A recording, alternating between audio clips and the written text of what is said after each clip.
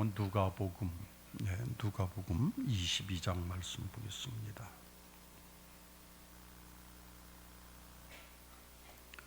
누가복음 22장 39절부터 마지막 46절까지 말씀을 교독하겠습니다. 예수께서 나가사 습관을 따라 감람산에 가시매 제자들도 따라갔더니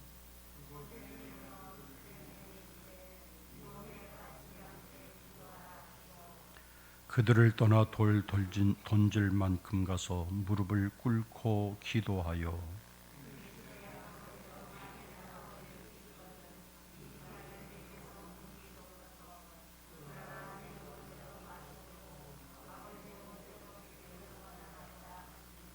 천사가 하늘로부터 예수께 나타나 힘을 더하더라.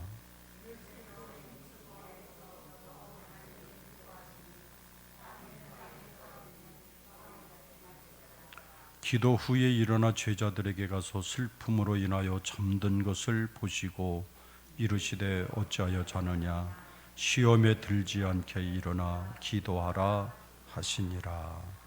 아멘.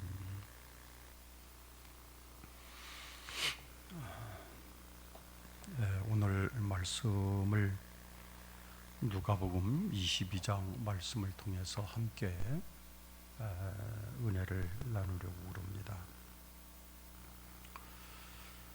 우리가 살다 보면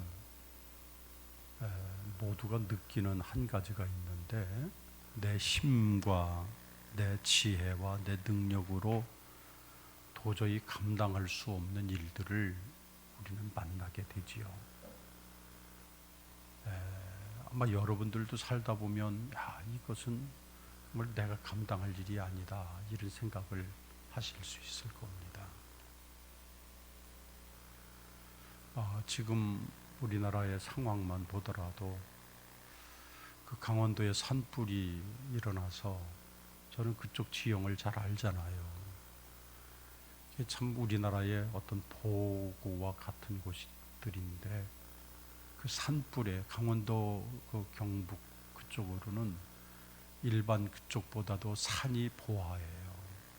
그런데 불이 나서 아직도 끄지를 못하고 그런 모습을 보면서 정말 인간이 아무리 과학이 발달했다고 하더라도 참 어쩔 도리가 없구나 이런 생각을 가지고 참 안타까운 마음을 갖고 살기도 합니다. 여러분 가정생활에 있어서도 또 우리 민족 공동체 전체에 있어서도 도대체 우리 힘과 능력으로 감당하지 못하는 일들이 수없이 우리 앞에 놓이게 되지요. 이 전쟁만 하더라도 정말 얼마나 안타깝습니까? 이제 우크라이나의 전쟁에서 보면은 그 어린 아이들이 포탄에 맞아서 숨진 아이도 있고 병원에 실려가서 고통 가운데 우는 아이도 있고 부모를 잃어버리고 길거리를 헤매면서 자기 아빠를 부르는 아이도 있고 이런 것들이 TV 화면을 통해서 우리에게 보여질 때 그 쓰라린 마음이 얼마나 무서운지 우리가 참 간접적으로 경험을 하게 됩니다. 참 정말로 우리 힘으로 어쩔 수가 없는 이런 불가항력적인 상황을 많이 만나기도 하지요. 지금 코로나가 점점 좀 더하다고 그럽니다. 25만 명 확진자가 그렇게 된다고 그러잖아요. 그러니까 이제는 보편적으로 다 그냥 퍼져 있는 거라고 생각이 돼요. 그런데다가 위중증 환자가 지금 1,000명 가까이 된다고 그럽니다. 그래서 병원이 꽉 차 있고 사망자가 200여 명 가까이 매일 나오고 그러니까 우리가 현실적으로 잘 느끼지는 못하지만은 이 코로나가 점점 우리에게 접근을 하고 가까이 와서 우리의 생명 앞에 와서 노크를 하는 것 같아요. 너는 잘 있냐? 그러면서 녹화하는 것 같은 그런 게 됩니다. 여러분 생각해 보세요. 하루에 30만 명씩 확진됐다고 할 때 그게 뭐 얼마나 그렇겠어요. 이거 기존에 질환이 있는 분들은 굉장히 걱정이 되시죠. 혹여라도 내게 오나. 제 친구 가운데 이 당뇨와 그리고 혈압 뭐 이런 거 보통 다 가지고 있잖아요. 그런데 굉장히 걱정을 해요. 사람 만날 때도 나는 기존에 질환이 있어서 안 된다고 못 만나기도 하고, 얼마나 걱정하고 그러는지 몰라요. 차라리 코로나가 눈에 보이면 피하기라도 하겠는데 눈에 보이지 않잖아요. 보일 수가 없잖아요. 그러니까 언제 어느 때 나에게 접근해 오고 나에게 와서 코로나가 나를 무너뜨릴지 아무도 모르니까 불안해지는 거죠. 그런데 어떤 방법이 없잖아요. 그렇다고 해서 톡을 봐놓고 집에 혼자 있을 수도 없고 뭐 안 나간다고 되는 것도 아니고, 참 이럴 때 무력감이 들어오는 것을 우리가 보게 되지요. 이게 여러분의 가정에서도 작은 문제도 그럴 수가 있어요. 작은 문제도 참 그런 일들이 많이 있습니다. 그때 이런 상황들을 만나게 되면 사람마다 나타나는 현상이 달라요. 첫째는 어떤 분들은 불평하고 원망을 해요. 도대체가 이게 우리나라 이런 게 정치가 잘못돼서 그렇다. 코로나 온 것도 정치가 잘못돼서 원망하는 거죠. 불평합니다. 그리고 또 어떤 분들은 책임을 다른 사람들에게 전가시킵니다. 다른 사람 탓이라고 생각하고, 그래서 다른 사람을 비난하고 공격하는 태도를 가지고 살죠. 그런 것들이 참 많아요. 가정에서도 어떤 위급한 일을 만나게 되면 그것을 서로 전가를 하는 거예요. 전가를 해요. 어제는 잠시 동안 뭐 TV를 봤는데 뭔지는 모르겠어요. 그 축구 선수인 이천수 가정에 그 TV가 이렇게 나오더라고요. 그런데 그 어린아이가, 그 딸내미 하나가 눈이 나빠져가지고 안경을 쓰게 됐는데, 그 안경 쓴 것 때문에 부부간에 갈등이 생긴 거예요. 그 원래 이천수 선수의 부인이 눈이 안 좋은가 봐요. 그러니까 바로 너 때문에 그렇다고 그 아이가 안경 쓰는 거에 대해서 막 자기 아내를 공격을 하는 거예요. 그러니까 그 아내는 뭐 할 수가 있어야죠. 그 집은 또 특이한 방식이, 시아버지에게 전화를 하니까 시아버지가 득달같이 달려와서 정리를 해주시고, 그리고 밥을 해주고 상황을 정리를 하고, 그렇게 하면서 가정의 불화를 이렇게 정리를 해나가는 것을 봤어요. 그래서 그것을 통해서 볼 때 너 때문에 그렇다는 거예요. 다 내 탓이라는 거죠. 여러분, 이것이 우리 인생을 살아갈 때 굉장히 무서운 것들이에요. 다 내 탓하고 살아가는 거죠. 당신 때문에 이랬다. 너 때문에 이랬다. 근데 위기를 만나게 되면 많은 분들이 누구 남 탓을 해요. 그리고 책임 전가를 하지요. 그리고 또 어떤 분들은 그런 문제를 만나게 되면 문제에서 빨리 도망가려고 해요. 어떻게든지 도피하려고 하는 경향이 있습니다. 그래서 에라 모르겠다, 잠이나 자자, 그래서 막 일부러도 잠을 자요. 어떤 사람들은 술에 몸을 맡기기도 합니다. 그런데 이런 방법들은 전혀 우리에게 도움이 될 수가 없지요. 근데 알면서도 사람들이 다 그렇게 문제를 해결하려고 하죠.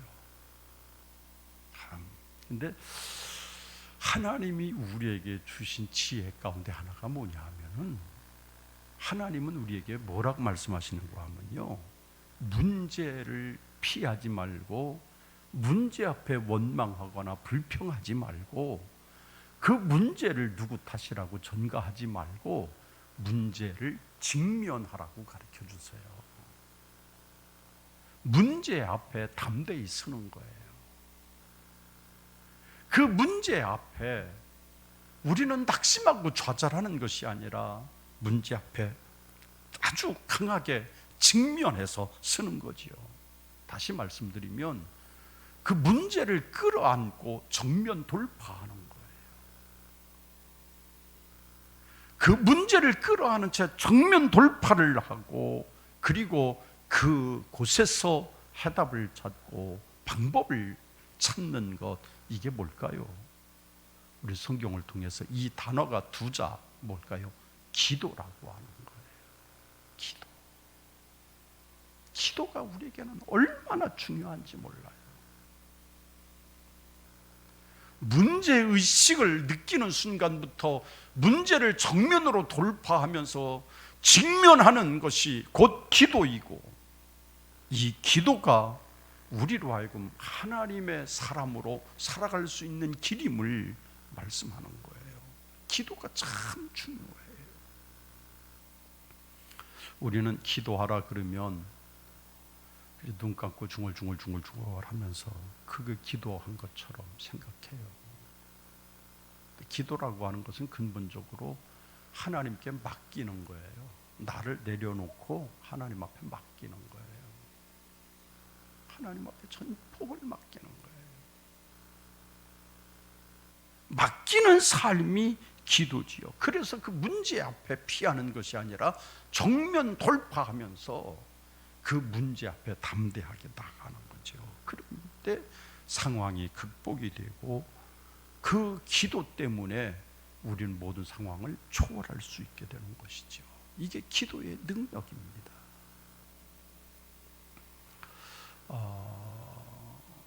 3월 2일부터죠. 3월 2일부터가 사순절이 시작이 됐습니다. 지난 수요일 날이 성회 수요일이에요.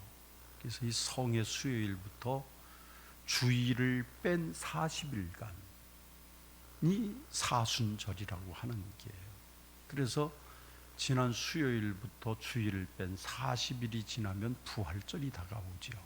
그럼 그 기간, 부활절까지 기간을 사순절이라고 하는데, 원래 이 사순절 기간에는 옛날 교부시대 때는 금식을 했습니다.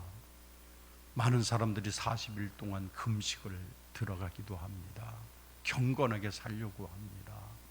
40일 동안에 하나님 앞에 완전히 내려놓고 삽니다. 이게 사순절이었는데 요즘들은 참 사순절이 조금 의미가 많이 퇴색하고 말았어요. 사순절에 금식하는 경향이 별로 없죠. 참 없었어요.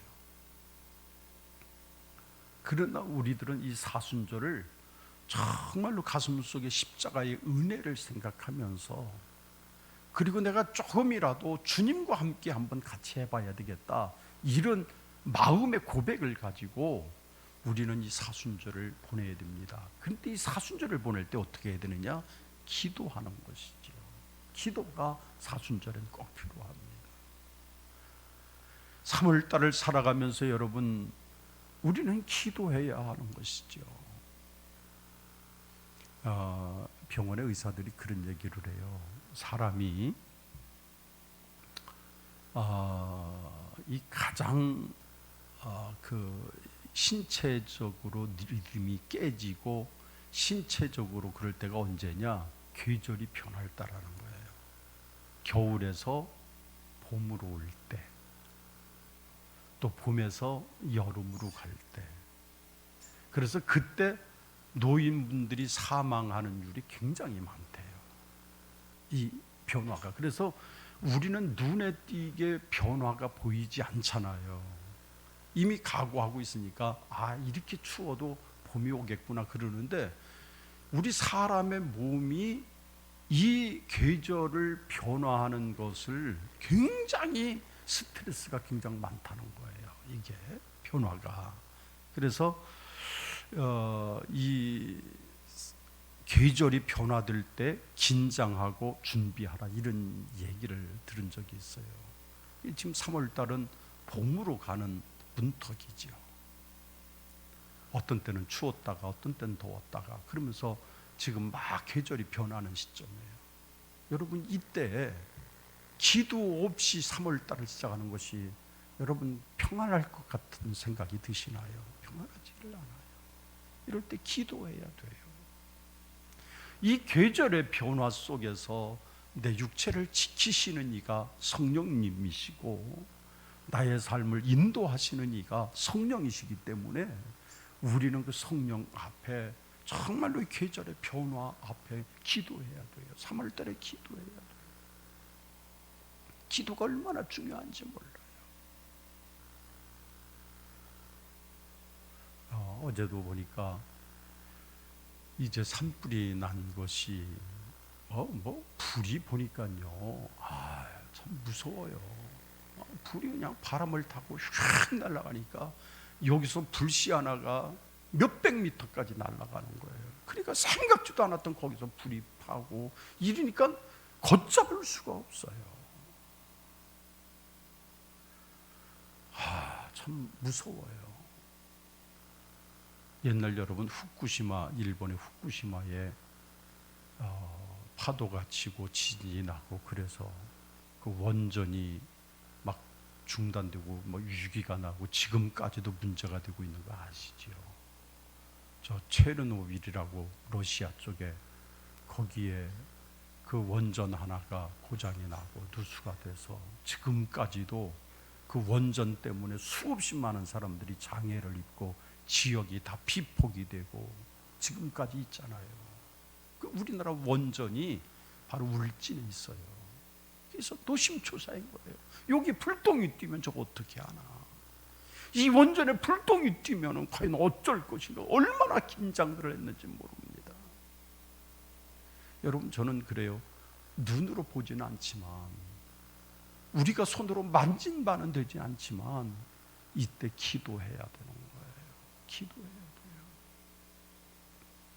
대통령도요, 여러분, 우리가 그냥 군중 심리에 이끌려서 여기 갔다 그렇게 해서 대통령 잘못 뽑아놓으면 5년 동안 나라가 어떻게 되겠어요? 거기에 같이 편승하지 말고 우리는 오직 기도하면서, 정말로 기도하면서 하나님께서 우리를 살리시고 하나님께서 우리 모든 사람들의 마음을 주장하셔서 참된 대통령이 뽑혀지도록 기도하는 게 우선돼야 되지 않겠어요? 쫓아다니는 것보다는 나는 기도하는 것이 우선돼야 할 것 같은 생각이 들어요. 저는 오늘 이번 주에 어떤 말씀으로 함께 은혜를 나눌까 생각합니다. 이때 기도밖에 뭐 있을까? 기도하자는 거예요. 기도.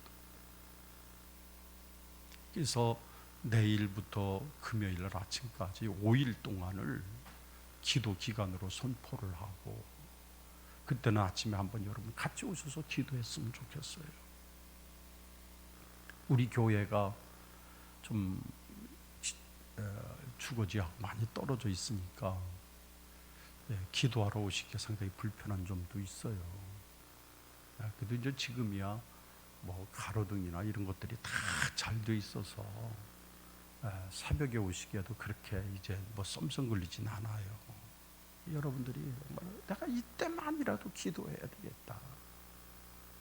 하나님이 우리에게 주신 최고의 특권이 기도인데, 너희가 이렇게 기도하라고 하는 그 기도가 우리에게 반드시 필요한데 왜 우리는 잠자고 있는가? 기도해야 될 것을 우리는 발견할 수가 있는 것이죠. 여러분, 기도는 우리 삶 속에서 많은 변화를 가져다 줘요. 첫째는 기도할 때 기도가 나를 변화시켜 주십니다. 기도하는 사람 먼저 변화되게 하시는 거예요.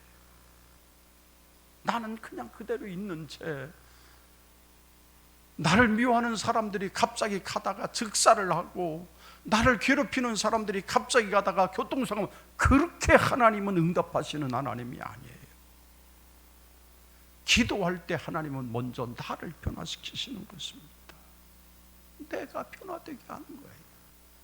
기도할 때 내가 먼저 변화되는 것입니다. 나의 누추함과 나의 부족을 깨닫게 됩니다. 나의 잘못을 깨닫게 해줍니다.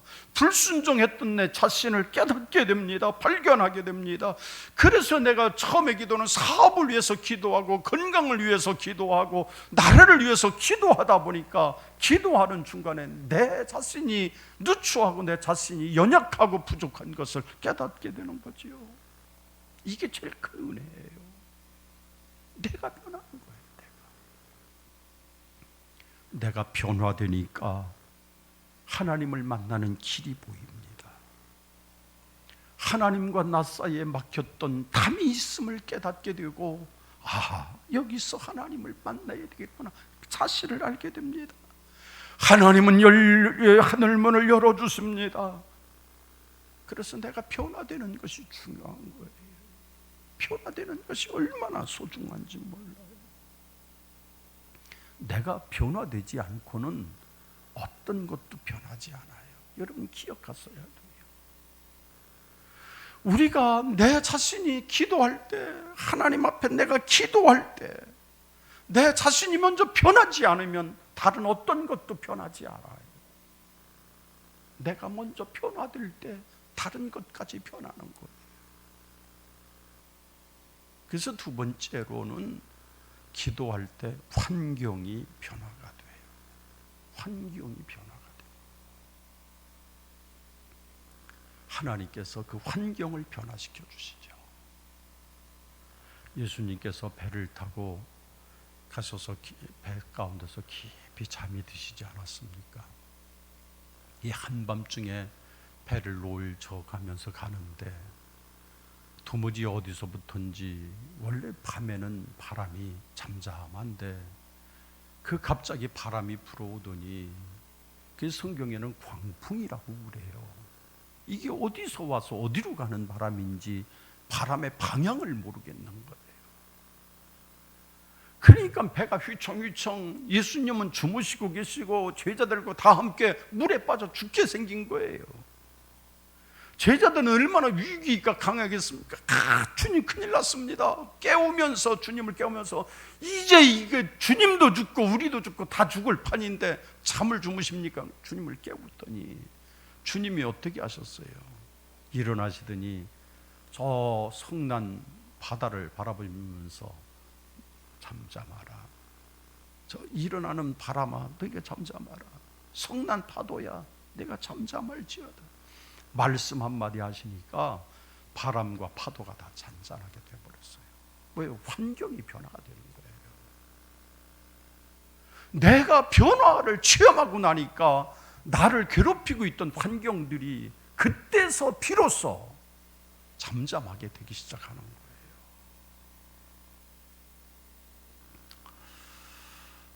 출애굽기 말씀을 보시면 이스라엘 백성들을 이끌고 모세가 가나안 땅을 향해서 갑니다. 조촐하게 떠난 것이 아니라 모세가 지금 이끌고 가는 백성의 숫자가 150만 명이에요. 그 150만 명을 끌고 지금 가나안 땅을 향해 갑니다. 처음에 떠날 때는 희망이 있었습니다. 이제 우리가 종살이에서 해방이 됐구나. 이제는 나도 내 땅을 가지게 생겼구나. 희망을 가지고 거기를 출발을 해요. 근데 웬일입니까? 얼마 가지 못해서 보니까 세상에 하나님이 인도하시는 대로 따라갔는데 가보니까 거기는 앞에가 캄캄 절벽이었는 홍해가 놓여져 있는 거예요. 저는 홍해를 가본 적이 있는데 이 홍해가 굉장히 물이 깊게 보여요. 시커멓게 보여요. 그리고 얼마나 넘실대는지 이렇게 바닷물을 보고 있으면 들어가고 싶은 마음이 없어요. 무서워질 정도로 홍해가 그래요. 그 홍해가 길을 가로막고 갈 길이 없어요. 어디 다른 방도가 없어요. 그때 백성들이 뭐라고 이야기를 하지요? 그것 봐라. 왜 우리를 여기까지 끌고 와서 죽게 하느냐. 돌아가자 그러는 거예요. 돌아가자. 모세 생각도 마찬가지일 거예요. 돌아가는 방법 외에는 어떤 방법이 없어요. 아무 방법이 없어요. 방법이 없어요. 그때 모세가 했던 행동을 보시면은 우리가 이해하기 쉬워요. 모세가 어떻게 해요? 하나님 앞에 기도하는 거예요. 하나님, 정말로 이 백성들을 어떻게 하시렵니까? 기도하는 거예요. 정말로 낙심이 가득할 만한 상황, 이제는 뒤돌아가야 되나 아니면 어떻게 해야 되나, 그 상황 속에서 모세는요 거기서 하나님 앞에 기도해요. 이 어려운 상황을 어떻게 해야 될까 기도하는 거예요. 하나님의 음성이 들려와요. 내 손에 가진 게 뭐냐? 이 지팡이 하나밖에 없습니다. 그럼 그 지팡이 가지고 가려면 되지. 그렇잖아요. 우리가 생각할 때는 터무니없는 것이지만 하나님의 방법은 간단하셨던 거예요. 너 지팡이 가지고 갈라봐. 근데 참 거기에 순종하는 모세가 더 대단해요. 모세가 그 지팡이를 가지고 홍해를 가는데, 여러분 그걸 어떻게 가릅니까? 있는 지팡이 가지고 어떻게 홍해를 가를 수 있겠어요? 모세는 하나님을 믿었기에, 기도하는 사람이었기에 지팡이를 들고 어떻게 해요? 물가에 가서 그냥 궁둥이 빼고서 이렇게 해서 가르는 게 아니에요. 성경 원어적으로 보면은 홍해를 갈랐다고 하는, 지팡이로 홍해를 내려쳐서 갈랐다고 하는 것은 여러분 저 십계에 나온 것처럼 그렇게 장엄하게 그런 것이 아니에요. 모세가 하나님 앞에 정말로 기도했던 그 자세는 어떠냐? 지팡이를 들고 하나님의 명령을 따라 홍해에 내려 발을 내딛는 거예요. 안 갈라지게 하시면 나는 바다에 죽을 뿐이고, 주여 주의 뜻대로 다 내려놓고 하나님 앞에 지팡이를 가지고 홍해를 가지고 자기의 발로 자기 몸이 홍해로 들어가는 순간에 홍해가 쫙 갈라지는 거예요. 이게 원문에서 말하고 있는데요. 홍해가 쫙 갈라져. 환경의 변화가 온 거예요. 여러분, 우리 앞에 하나님 아니시면 할 수 없는 일들이 무수히 많아요. 그러면 우리들은 어떻게 해요? 아이고, 그냥 오던 길로 다시 가지. 이 생각이 거의 절반이에요. 안 되니까 다시 그냥 돌아가는 것, 이것이 길인 줄로 생각하고 있어요. 모세를 통해서나 누구를 통해서나 하나님이 하시는 방법은 어떤 방법이에요? 너 염려되냐? 기도하라는 거예요. 기도하라. 너 거기서 기도하라는 거예요. 너 절망의 자리에서 기도하고, 내가 지금 불가능한 그 자리에서 기도하고 엎드려 기도할 때, 그 다음에 환경을 변화시키시는 것은 하나님이 하신다는 거예요. 할렐루야. 하나님이 하십니다. 이게 기도의 능력이에요. 실제로 이 기도라고 하는 것을 여러분 보시면, 기도는 어떤 사건이나 어떤 것을 해결할 수 있는 능력을 나에게 부어주시는 것이 기도예요. 그게 기도의 능력이에요. 보세요. 깊은 수영장이 있어요. 그런데 그 수영장에 깊고 낮음의 문제는 아무 문제가 없어요. 단지 하나는 수영을 할 줄 아느냐, 수영할 줄 모르느냐가 문제지요. 수영할 줄 아는 사람은 그게 아무리 깊어도 얕으나 깊으나 아무 상관이 없어요. 왜? 수영할 줄 알기 때문에. 수영할 줄 모르는 사람은 낮아도 불안해요. 조금만 낮아도 불안해지는 거예요. 똑같습니다. 우리는 우리 앞에 해결할 수 없는, 도무지 해결될 수 없는 그런 문제 앞에 우리에게 주님은 가르쳐 주시는 거예요. 기도하면 이 문제 해결된다는 거예요. 내가 너에게 그 해결할 능력을 주겠다. 소위 말해서 수영장에 수영할 줄 아는 거예요. 오늘 우리들은 하나님께서 우리에게 그냥 우리 상황 속에서 그냥 내버려 두시고 방관하신 하나님이 아니세요. 그리고 우리는 착각하고 있는 거 한 가지가, 무슨 문제가 있으면 모든 매사를 하나님이 홍해를 가르듯 그렇게 하시는 것처럼 착각을 해요. 그러나 그렇지 않아요. 하나님은 나를 통해서 역사하시는 거예요. 나를 통해서. 우리 한번 따라합시다. 하나님은 나를 통해 역사하신다. 아멘. 하나님은 나를 통해서 일하셔요. 늘 말씀드리잖아요. 신학적인 용어로 신인합력이다 그래요. 하나님의 역사는 사람을 통하지 않고는 하시질 않아요. 하나님은 나를 통해서 역사하시는데 모든 문제를 해결할 능력을 하나님은 나에게 주시는 거예요. 그 능력을 주시는 거예요. 나가 말씀드린 대로 직면하는 거예요. 문제 앞에 피하지 않고 직면하는 거예요. 할 수 있거든이 무슨 말이냐, 믿는 자에게 능치 못함이 없느니라. 직면하고 나갈 때, 정면 돌파할 때 그 길에 하나님의 역사가 나타나는 줄로 믿습니다. 하나님은 그렇게 나타나는 거예요. 하나님은 우리가 그냥 되든 안 되든 무능력하게 있기를 원치 않으세요. 여러분, 하나님이 우리 그렇게 두실 것 같으세요? 여러분, 아이들 다 길러보셨잖아요. 내 아이가 이제 막 걸음마를 시작해서 막 위험하게 막 그냥 막 돌아다녀요. 그런데 굉장히 위험한 지역이에요. 위험한 지역에 가지도 않게 하겠지만 어쩌다가 위험한 지역에 가게 되어서 아이가 뒤뚱뒤뚱 걸어갈 때 엄마가 한눈 팔고 앉아서 아이고 잘 가나 안 가나 보자 그러나요? 옆에 쫓아가서 혹시라도 어느 쪽으로 넘어질까, 이쪽으로 저쪽으로 넘어질까, 아이를 온통 관심이 거기에 있어요. 온통 관심이.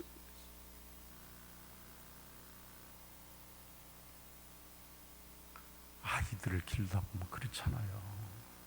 엄마들은요, 밥을 먹으면서도 아이가 하는 얘기를 다 듣고, 밥을 먹으면서도 아이들이 어디서 어디로 가는지 다 뒤에도 눈이 달려 있는 것 같아요.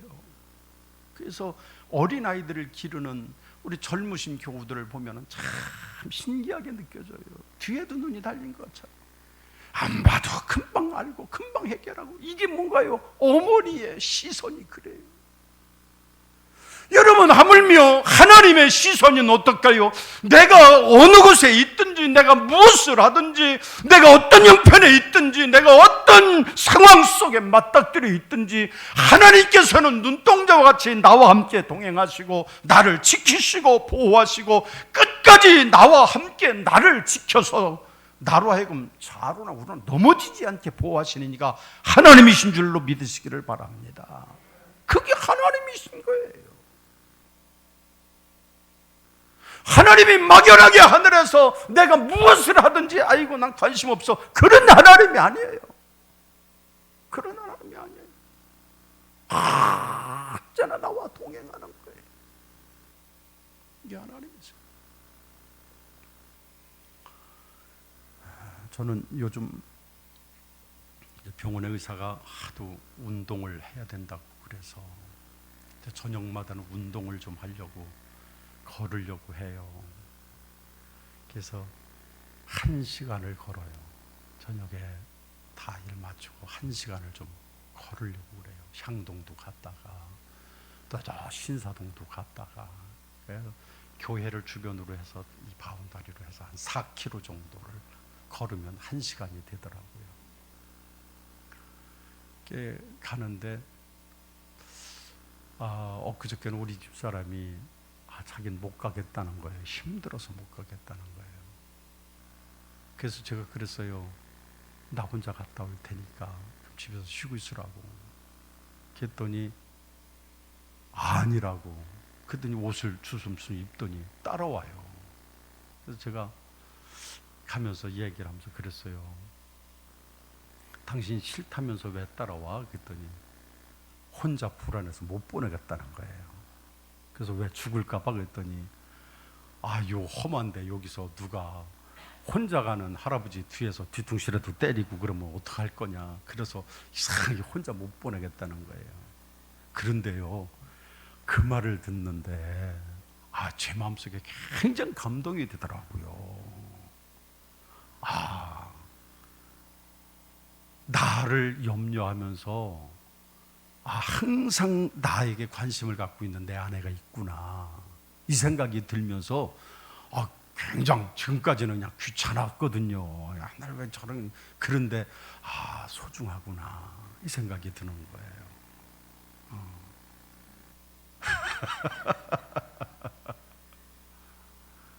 여러분, 하물며 하나님을 보세요. 하나님, 나 혼자인 것 같아도 하나님은 아니야, 내가 함께하지. 내가 함께. 나 혼자 막 떠다니는 것 같아도 하나님은 아니야, 내가 함께할 거야. 주님이 나와 끝까지 동행하시고 나와 함께하시고 나를 붙드시고 나를 위해 일하시고 나를 위해 눈물 흘리시고 나를 위해서 역사하시는 하나님이심을 믿으시기를 바랍니다. 그 하나님은 그렇게 일하시는 거예요. 그리고 내 앞에 있는 문제를 해결하시는 이가 하나님이신 거예요. 그 능력을 내게 주신 거예요. 내 손에 능력을 주셨습니다. 내 입에 능력을 주셨습니다. 내게 능력을 주셔서 내 손으로 하는 일들을 형통하게 하고 내가 어디를 가든지 내가 너와 함께 하리라, 이 말씀으로 우리에게 오늘도 소망을 주시는 거예요. 그렇지 않아요? 얼마나 감사한 일인지. 오늘 사건을 해결할 능력을 나에게 부여해 주신 것을 믿고, 여러분 인생의 순간순간이 때로는 고난이 있고 때로는 즐거움도 있지만 문제도 있잖아요.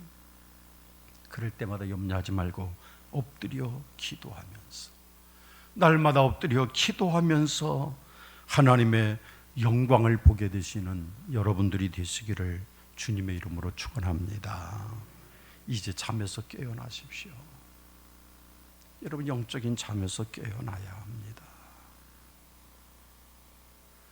여러분, 내가 승리하기 위해서 가장 무서운 적이 뭐냐 하면 내 자신이 제일 무서운 사람이에요. 내 자신보다 다른 것이 없어요. 내가 제일 무서워요. 신앙생활에도 가장 큰 적이 뭐예요? 나 자신이에요. 내 자신 때문에 교만에 늪을 꺾지 못하게 되고, 이 교만 때문에 여러분 우리가 패망하지 않습니까? 문제는 내 자신에 있어요. 누구 딴 사람의 문제가 아니에요. 내 자신의 문제예요.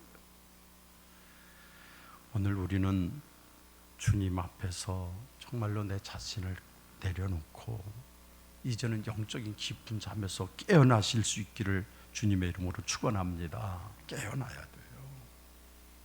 상황을 보면서 깨어나야 돼요. 상황 속에서 머물지 말고 깨어나야 돼요. 제가 목회하면서 참 많은 일들을 만나잖아요. 저는 충청도에서 목회할 때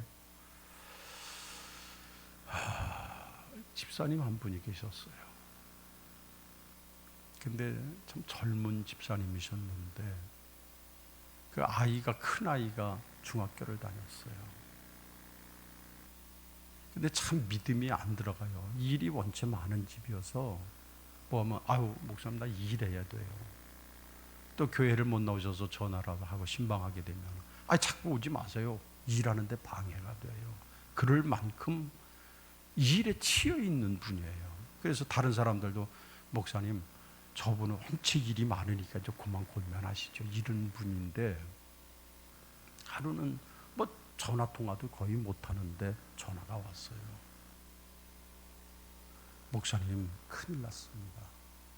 그 옆에 집에서 전화가 온 거예요. 뭔가요? 누구누구 집사님네 아이가 교통사고로 죽었습니다. 깜짝 놀라서 막 가봤어요.